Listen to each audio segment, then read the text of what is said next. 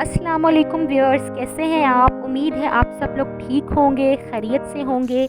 मैं हूं शहनीला और आप सब लोगों को मेरे channel home cooking with Shahneela में बहुत बहुत वेलकम।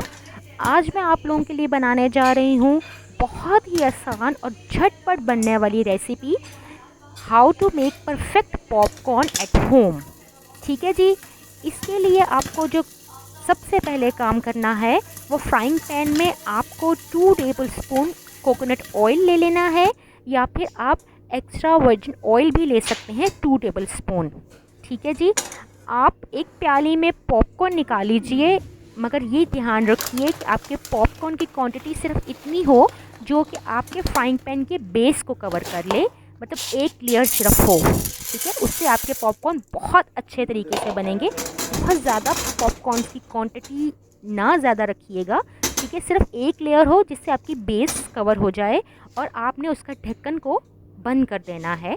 ठीक है, आपने तेज़ ऑयल को बहुत तेज़ आंच पे गरम करना है।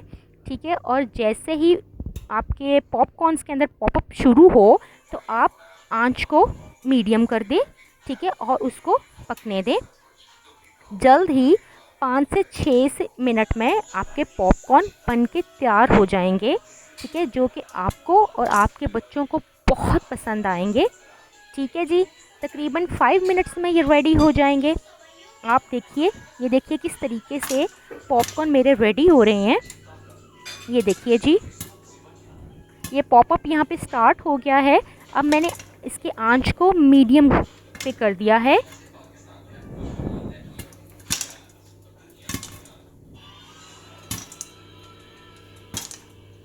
ठीक है जी। आप ये पॉपकॉर्न अपने माइक्रोवेव में भी बना सकते हैं, मगर वो आपकी सेहत के लिए इतने अच्छे नहीं हैं, इसलिए बेहतर है कि आप किसी पैन में इसको रेडी करें। ये देखिए जी, आपके पॉपकॉर्न तैयार हैं।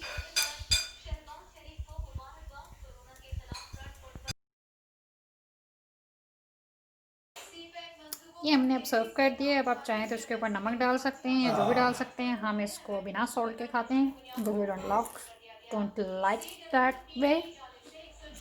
Bye bye.